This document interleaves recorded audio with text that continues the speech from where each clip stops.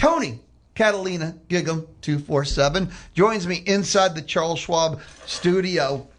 You know, when you hear Charles Schwab, I know you're thinking to yourself, New York, LA, Chicago, big company, corporate, and I'm always about local. That's just my belief system. And Charles Schwab, believe it or don't, local. We've got Mark Sim, and he's right here in College Station. You walk through the door, shake his hand, sit down in his office, look him in the eye, and we're talking about your financial future and your financial now.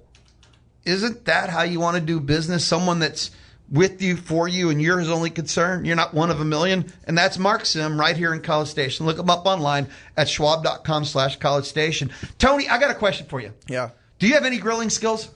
Yeah, I can grill. I can't. I mean, I admitted that earlier. July is National Grilling Month. Yeah. And this big grilling survey came out, and I've admitted I don't grill. I don't try and grill. I'm not going to force people to suffer through mine. You have grilling skills? Yeah. I'm a big steak guy. Italian sausage. I love chicken wings on the grill. Dude, everything you're saying is brilliant. That's what it is. Like for me, I understand down here. There's a difference between like grilling out. Like I know there's a distinct difference in Texas between what I'm doing with a gas grill and what they're doing down here. But for me, there's nothing like a steak on a grill, right? Getting those char marks. That's what I'm all. That's summer to me right there. I'm not a snob. Like you say, distinction. Grilling is grilling. It's not barbecuing. There's a difference. Right. That's only maybe. That's not even snobbery. That's just truth. Yeah. Yeah. There's grilling. There's barbecuing. But everything you said. Okay. The Italian sausage. If you want to do the grill where you can go Italian and do some brats, but just the sausage, and for those that don't believe it, then you can do like a little burgers for them. Yeah. That is a great day. Yeah. Back in the day, I'll keep it quick. I know we got to talk Maroon and whatnot, but back in the day, he's no longer with us. Johnny O. Langham and his buddy Vic's. They're Packer fans. And this is before every game was on TV. And Vic lived way out in the country here. But he had the satellite dish when you bought the NFL Network. And this satellite dish looked like he bought it from NASA.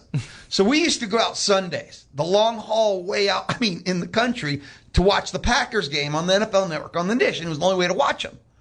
But they Packered it up. He made, it was like 100 brats.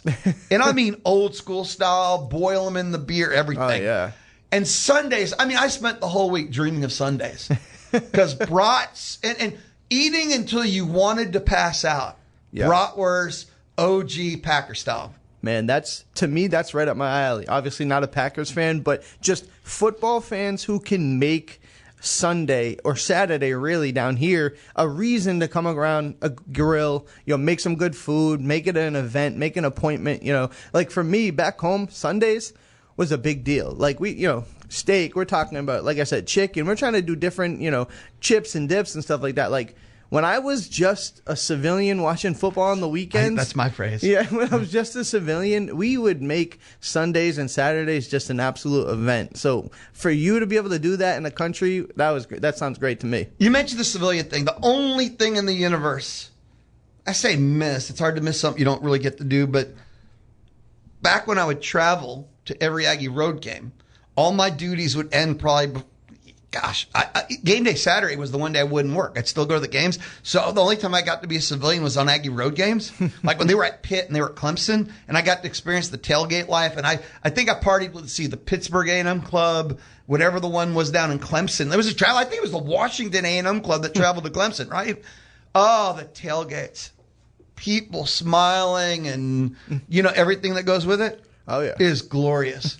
And I love what I do. Don't ever get me wrong. Like, man, hanging out with Cease and Olin when we do those pre-game shows and all that kind of stuff. And the call-in shows with Dusty, almost 30 years now. All this stuff, I will never trade it. I have the best fun, most memories hanging out with those guys, hanging out with all the callers. Yeah. But the tailgates, the food, and people. Do you ever walk through the tailgate section like on Aggie home games? I make sure of it. Okay.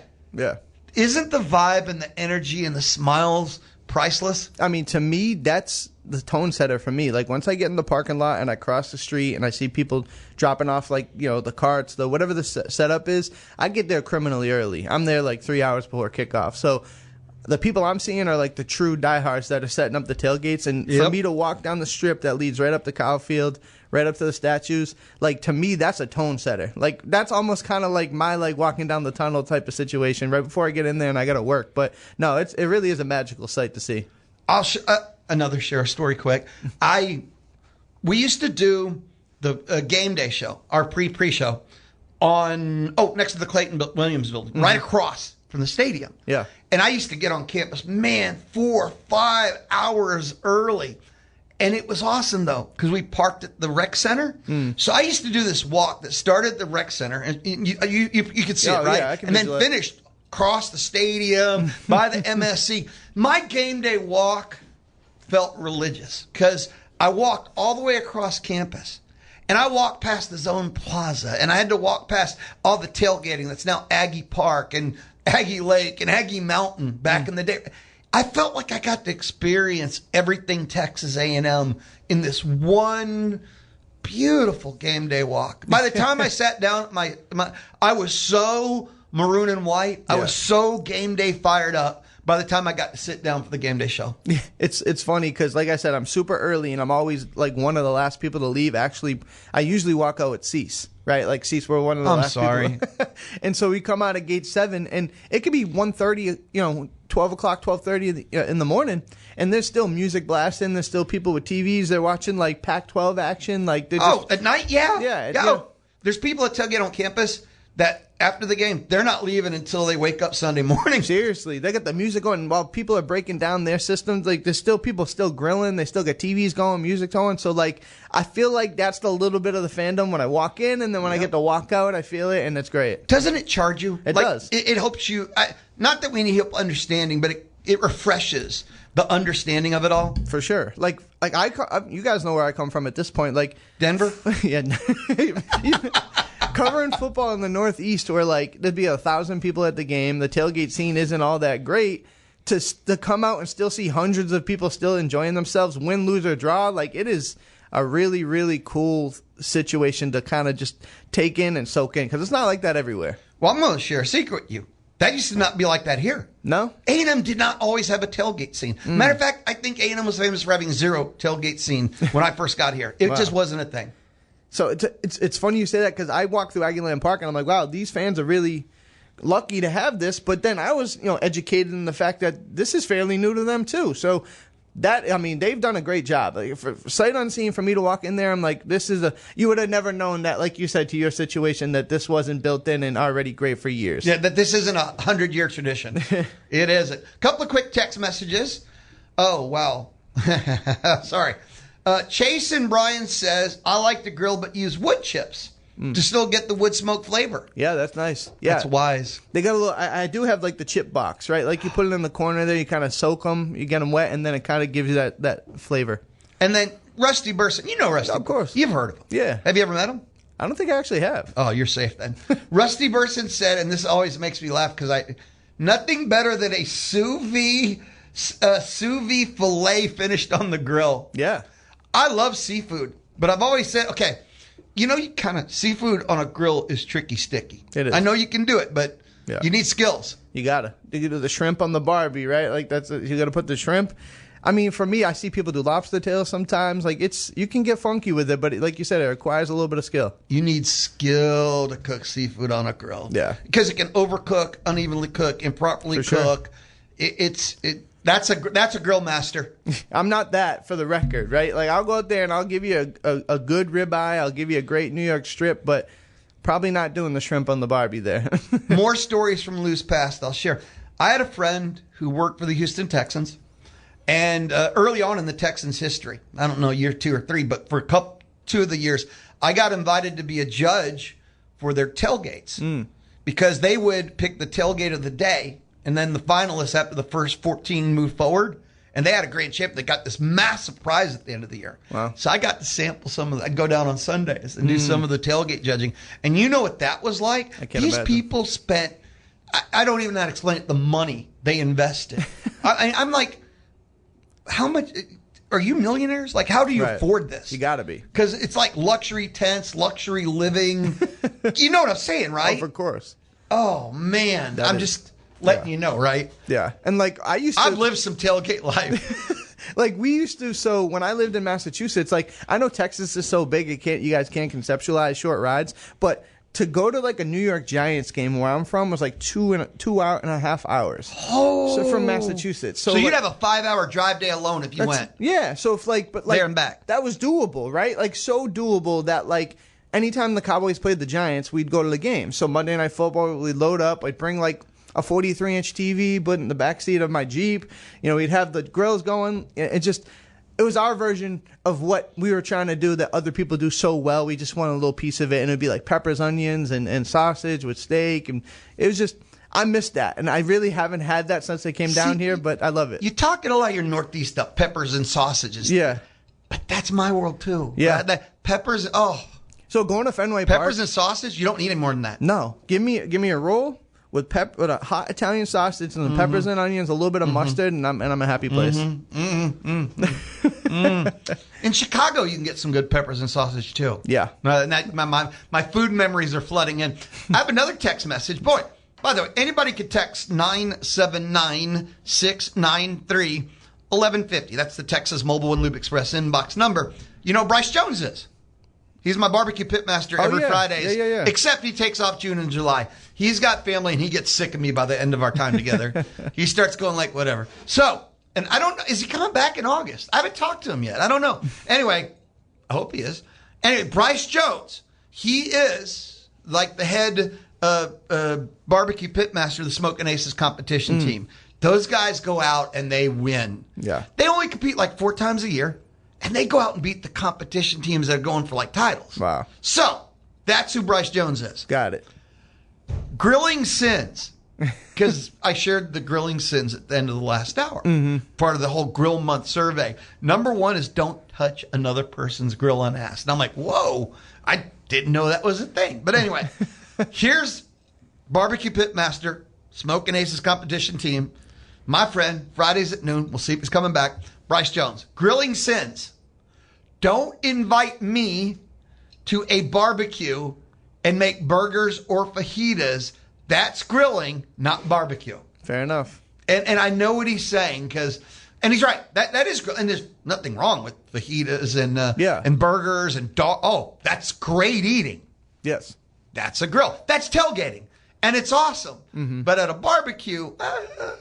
So that was the distinction I was trying to say. Like, I know they're very specific because where I'm from, barbecue, grilling, it's the whole thing. It's all the same. Like, we don't even think about it. But also, I'm the type of person that brought like my family down here and they tried a rib at $17.75 and literally had to stand up and like take a lap because it changed their life. And I feel like I'm hurting people because if they don't live here, they'll never get that again. They'll be chasing that for the rest of their life. Yeah. You know, so I understand the distinction because there absolutely is one. They had to stand up because their lives were walked changed. Walked away, had to recollect themselves, come back to confirm with a second bite, and just.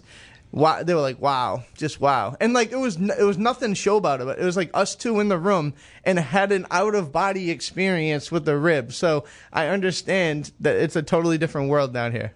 Is there something that if we went to your world in the Northeast Cape Cod that we would try where we would stand up and go, holy shnikes? I think if you get a legitimate like Maine lobster with drawn butter and maybe like a lobster roll, whether it's cold or hot, dipped in butter, that's just not down here. Like, there's lobster down here, but it's like the Gulf lobster. It's not the same. I'm telling you, it's completely different. Are those Maine lobster trucks a ripoff? Or is that really accurate description? They're real. They're just super expensive, right? I know that. You're getting the real deal, but you're paying for the premium. You premium. go get one of those Maine lobster roll sandwiches, and it's like 3 bites for $24. They're So just it's 3 bites. So my mom has a home, like they have a family home in Maine, where they can take a golf cart at the end of their like compound driveway and just buy a lobster from a guy who just brought it in from the boat, and it's like below market price. He's doing it like insane, and you'll get like a 4 or 5 pound lobster for like half the price you would in the store. So it's just how you guys are down here with the barbecue. That's how it is with lobsters up there. It really is an area dependent thing for sure. Since we're on the seafood, a crab cake. I love a perfectly made, beautiful crab cake. Yeah. Can't beat it. Nope. California, La Jolla, best crab cake ever had. Really? We'll take a time. And look, and when we come back, We'll maroon and white. Everybody relax. I'm going to ask them, Clayton Freshcorn, how the Aggies will start the year ranked number 1 and go undefeated, okay? This is the Louie Bellina Show inside the Charles Schwab studio. It is the Louie Bellina Show presented by CC Electric, built on faith, family, and community. CC Electric. Like the Zone on Facebook. We have 5 likes. And get show updates, programming alerts, contest information, and more. Like the Zone on Facebook. Zone 1150. Louie Bellina Show. Hi. Presented by CC Electric, built on faith, family, and community. Tony Catalina. He is with Gig'em 247. He also hosts the Louie Bellina Show every Friday, 11 till 1 in July. July only. I mean, I can't let him take over. I need a job. I'd be out of work shortly if I did that. Tony joins me here inside the Charles Schwab studio every Wednesday all year long. We hang out and we talk. And Tony, Clayton Freshcorn, a tweet, one of the greatest tweets ever, because I love the graphic they had on it, where I don't know, he's hulking out and giving us the let's go look. But he's back, man. He's back. A&M as a Friday night starter. Yeah, that's huge, right? We had talked about, we had conversations, publicly, privately, just about the sense of where could Clayton go, right? Because we understood the value and how much he brought to that bullpen last year. And you talk about even deeper than that, I was him and Aiden Sims battling for that Sunday spot. Now, everything happens for a reason, right? Injuries happen, attrition happened, but in the game that mattered the most, they turned to Clayton Freshcorn, and he gave arguably his best performance of the season. I think that game is going to inspire so much confidence now that he's coming back. The fact that, hey, he went in the 20th round, he's coming back to Texas A&M, he's going to have a chance to rebuild his stock, his professional stock again, and A&M gets an ace in the hole, whether he be a Friday or a Saturday or whatever the case may be. He's a weekend guy. He's top of the rotation guy. And you talk about a team that went and got so many pieces in the transfer portal already, they probably saved the best for last right there. Yeah, I look at the offseason, and I said this first time, but so they went and got Nolan Cain, Barry Enright, and Clayton Freshcorn. Yeah. In the portal. This offseason, those were their additions. Right. It's been a great offseason. It's been a great offseason for Aggie Baseball. No doubt about it. I mean, you talk about all the pieces right now. So that's 8 arms that they essentially got back from the portal. Correct. To include Clayton. They saw how last year the pitching kind of was the Achilles heel, the thing that got him at the end. That's an understatement, An understatement of the century, right? They said that's not going to be the problem this year, right? They're going to go and get some pieces. They're at least trying to amend that, and mission accomplished. I mean, it's hard not to be A+ in that sense. The way I look at it, because I always try and simplify, I think people make things complicated. Life isn't complicated. And if Enright was a better evaluator than Kelly, and then they have a better summer, fall, and pre-camp than they did under Kelly, and then Enright is better at knowing when his pitcher is done than Kelly just looked at the scoreboard and went, we're down 6 now. I probably should pull him. And he doesn't have to be 100 times better. Just be one step better in all 3 categories, then Aggie Baseball should be exponentially better. No doubt. And I'm not asking, again, that he's 50 times better in 3 categories. Be 1 better. For sure. And they're exponentially better. No doubt about it. It doesn't take much to be exponentially better. No, I think you're absolutely on the money. When you talk about the pitching coach as a whole, like you said, just be marginally better. Just be something that you can 3 categories that you can tangibly say he's been better at, right? And then you look at the way they've built out the bullpen, built out the pitching staff, it's stronger. So if you add a stronger talent base and then you add a stronger coaching base, you feel like it should automatically be better. Now, situations unfold and things happen, but you feel like at the minimum you raise the floor. You mentioned things happen. Year 3 is important because things have happened 2 years in a row. Yeah. And I'm not blind. I do understand things. Year 1 got derailed with injuries and a year 1 coach. Year 2, they were so banged up at the end. But at some point, it doesn't matter anymore because they were preseason number 1, pretty much unanimous, did not make the postseason. They hosted a regional and didn't advance from their own regional. They're doing less with more. They had 8 players drafted. I'm not counting the commits, okay? They had 8 players legit drafted and didn't advance from their own regional.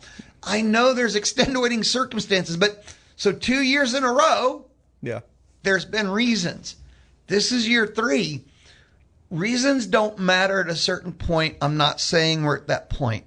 It would be a good thing that no matter what, to do more. Right.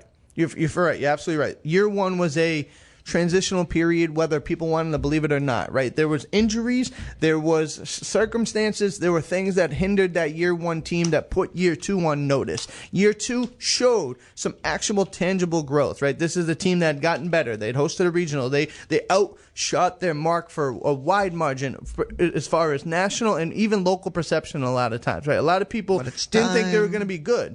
But this, like you said, to your point, and we talk about football for a different reason going into year three. But year three here in this program, there has to be, absolutely, they have to take a step forward. There has to be some no matter what. And that sounds cruel. Even it sounds unrealistic, right? It shouldn't. But at some point, if you keep having things happen, then at some point you got to go, well, unfortunately, he's unlucky. You fair. know? No, fair. The fates are not on his side. Yeah, I mean, if you go 3 years of things happening. Sure. We're 10 and a half months away from this conversation. But if they make it a super regional, is that a win? Is it just, if you just It's another step forward, isn't it? Right, it would be. And that's how I view it. But if you're hosting the super regional and you don't advance. Right. It's like last year. Yeah. They finished third in the SEC. Mm-hmm. They hosted a regional, but you've got to advance when you're hosting. I agree. But they were banged up offensively. They had guys playing on one leg, one arm, and they had no pitching. Sure. All year. They got by the skin of their teeth pitching wise, and then when it mattered the most, it broke down to a point that was almost irreparable. It was irreparable, right? It just didn't go all the way.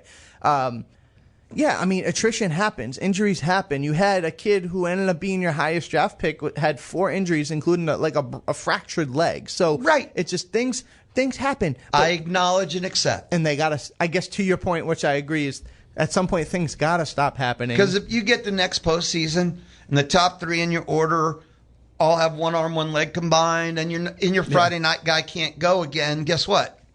Unlucky. It's unlucky.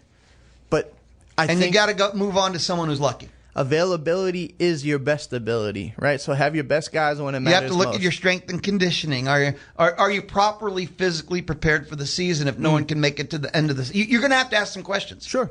And you know what? To that point, if we open up another Pandora's box with that, like what Early learned from year 1 to year 2 allowed him to be, I think, in my opinion, a far more comfortable manager, somebody who had made better decisions, bear true on the field as far as hitting goes, as far as the team over kind of achieving in that sense.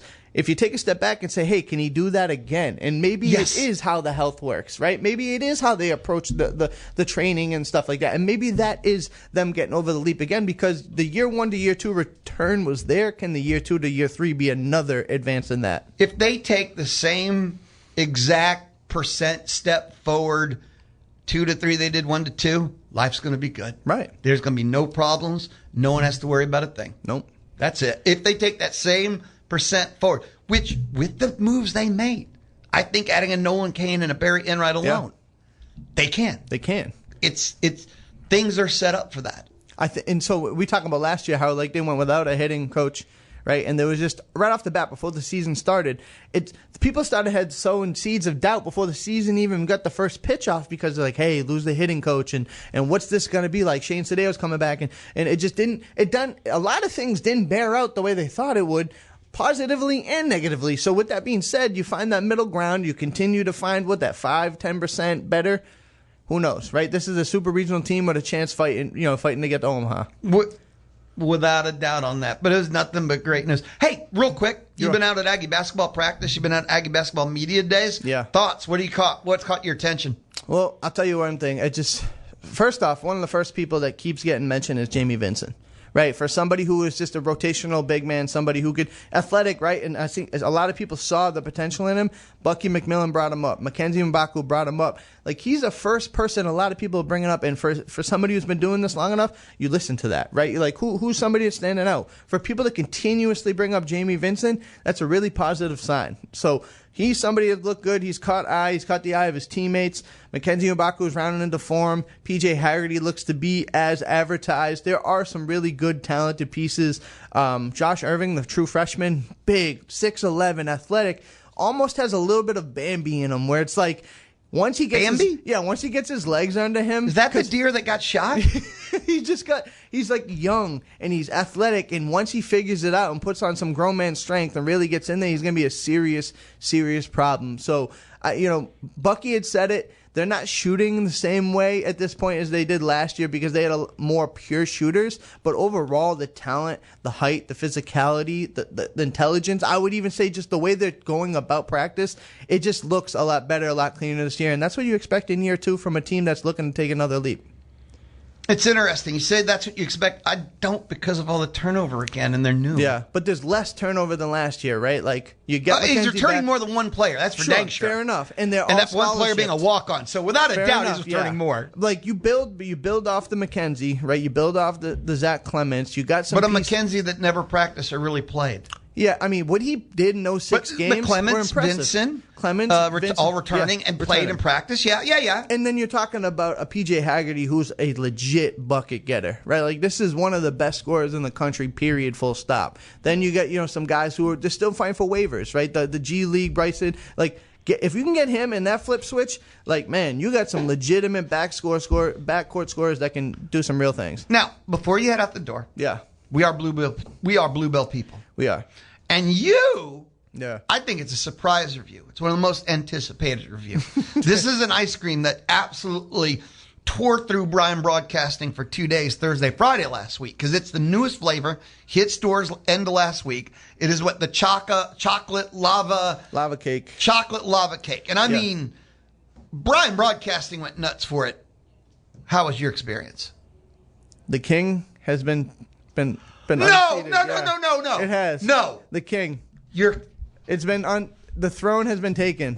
The throne has been taken. I'm in shock. Grimm's cake is no longer number one. It is chocolate lava cake. And I am in shock. I'm telling you, and I've talked about this, right? I am the type of person, because I've now eaten about 17 Bluebell ice creams in 17 weeks. Like, I'm eating a pint a week at this point, right? So it's crazy. It's poor you. Yeah, poor me. You need a hug? I have it tough. But with that being said, I try to eat half of it at a time so I can make it two. I don't want to be gluttonous. I'm trying to put the governor on myself. This was an ice cream that I went right through. Right, this had every single note that I was looking for. We were talking about it with Caleb. It's vanilla ice cream, which is just like the perfect cup, because if it was chocolate ice cream, it would have been too much chocolate. But you got the swirl, you got the cake, you got the pieces. It was literally, to me, now again, this is only my rating, the absolute perfect ice cream for what I'm looking for. I didn't give it a perfect score, but it's a 4.7. It is the highest by 2, because if you remember, Grimm's cake was 4.5. We have a new sit at the top. I can't believe it took so long, but I was like 3 bites in, and I looked at my wife and I go, the crown is threatened now. The king is dead. The king is dead. Long live the king. Long live a new king, and I just don't see a world where this is going to get knocked off for another, 15, 16 weeks. Like, it's that good. And I'm so blown away. I never thought you'd have a new favorite. Honestly, me too. I got to the point where I thought I was showing favoritism, but I took a bite of this ice cream. And I knew immediately. And now I know that, like, when I know it, and I knew it right then and there. That's how it has to work. That's it. That's how it has to work. Yeah. You don't want to overthink it, because then you're talking yourself into it. Yeah. Like you said, you take the bite, whatever, and that's it. It was, literally, you know how, like, there's some ice creams or maybe just something where you eat, like, all right, this bite's okay. Like, this bite didn't have everything I was looking for. There was none of that. Like, every single bite, scoop, every swirl, every chocolate piece, it was like the perfect combination of exactly what you're looking for. And I was just like, man. And I had to leave it at 4.7 because I don't want to sit here and say it's a perfect 5.0 and then leave myself in a bad position going down the road, because they keep popping out great ice cream, right? Yeah, they do. 4.7. I'm sitting there saying that's the king, that's the top of the throne right now, and sorry that they're sitting on the Iron Throne at this moment. So the headline reads, we have a new king. We have a new champion. The leaderboard has changed. Yep. Chocolate lava cake. Chocolate lava cake sitting at 4.7. Grimm's cake takes a seat in the number 2 slot, holding the silver medal now. I can't believe it. I'm excited to see, because I don't know how this is going to get beaten. I got to go catch my breath. Friday 11, you're back here. Friday at 11, working on some things. Please stay tuned. I think you guys will like it. Be awesome, brother. You too. Thank you. When we return, we go from awesome ice cream, the new leader, chocolate lava cake, to beer. Alan Ward of Brigadoon Brewery with our monthly beer recommendations. This is the Louie Bellina Show on the Zone. The Louie Bellina Show, where you don't need a beach to have a party. It is my pleasure to present. Listen in weekdays 11 to 2 on The Zone.